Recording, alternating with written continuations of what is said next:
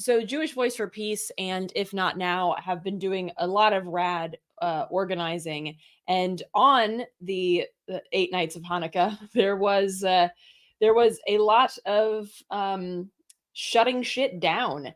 So, as reported here by Jewish Voice for Peace, on the 8th night of Hanukkah, Jewish Voice for Peace chapter shut down 8 bridges and highways in 8 cities to say, and that's the 8th night of Hanukkah.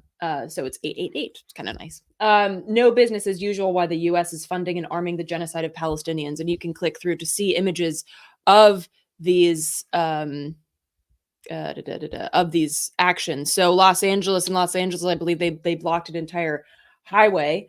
Then which, for those who don't know, the highways in LA have a lot of cars.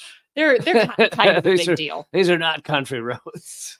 There was also a blockade in Atlanta, Georgia, Seattle, Washington, Philadelphia. It looks to be on a highway in Philly as well, which is awesome.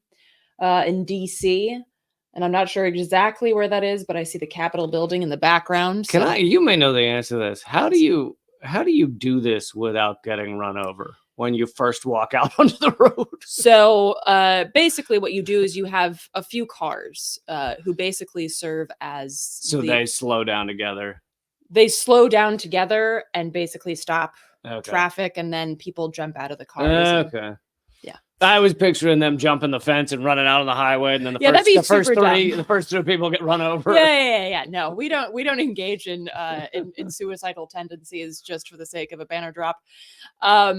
No, so they're so-called lead cars that slow traffic down and make the people behind them super angry. But hey, no business as usual, as their post notes. And so they blocked bridges and highways in 8 cities in Twin Cities, Minnesota, Portland, Oregon, and San Diego. Twin Cities is so quaint. It only took 6 people to stop all traffic. Oh. So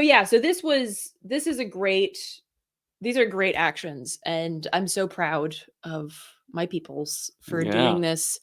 And it also speaks to the lessons of Hanukkah and the lessons of Judaism in general, to always stand with the oppressed and fight injustice. And there are certain teachings that we highlight on the various nights of Hanukkah. And this is also the month of Tevet, which started on the 13th, I believe, of December. And this month in the Jewish calendar is the month of righteous rage.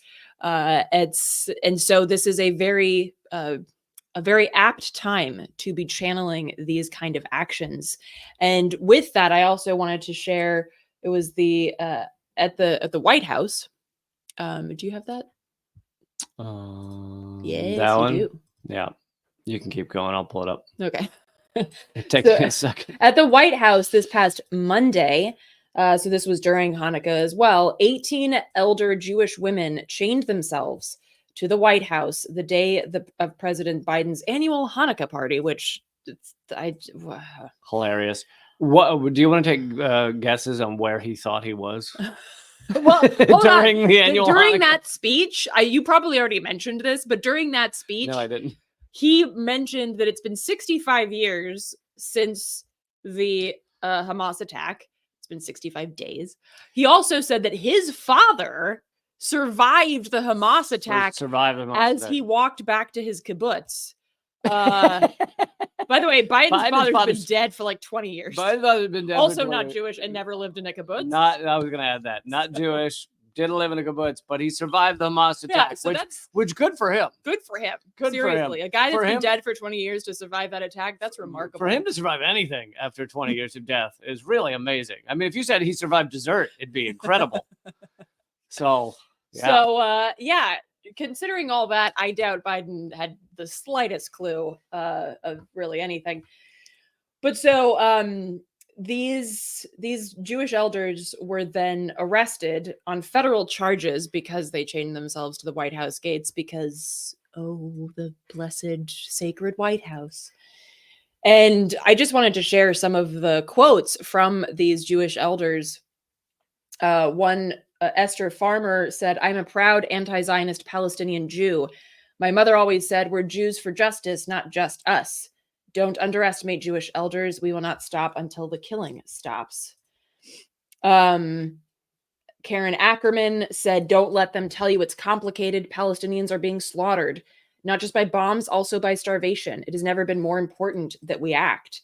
And I just want to also point out that these are not like just some crazy fringe Jews that they found like on street corners. Karen Ackerman, for instance, is the former political director of AFL-CIO, which is like for all intents and purposes, is a liberal organization. So these are not fringe people. These are not like crazy anarchists or some shit, right? Like these are your like regular, boobies that you'll see at like the market or some shit, This next one, Rosalind Paczewski, is a MacArthur genius and a political scientist and scholar. And she said, "Israel is murdering elders, children, doctors, journalists, scholars, and poets. We demand an end to this cataclysmic slaughter." And so these are, again, like people, like just regular Jewish elders that just see what's happening. Beyond the propagandization, beyond the neoliberal media, and have decided to say enough. And I just wanted to take a moment.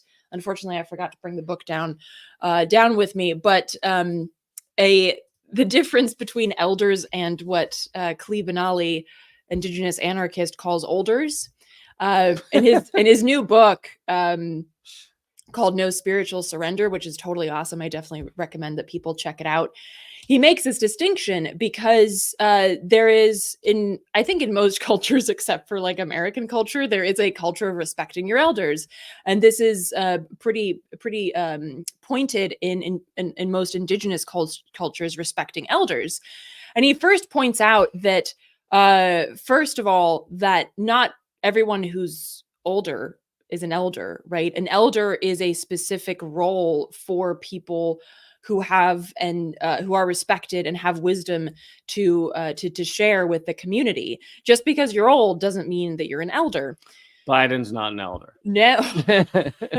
And he says basically, like, speaking about some olders who are just older people in the in various indigenous communities, that they would try to police movements and, say that, oh, we shouldn't do these more militant actions.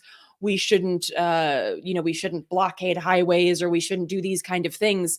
And so he calls these people olders because they're policing a movement and they're not bringing and leading with wisdom and support for the youth and for the overall community. So the old people, the old Zionists that you see spitting a bunch of shit and talking about how it's, you gotta support Israel, those are olders. They're just old, crotchety people that you should not listen to.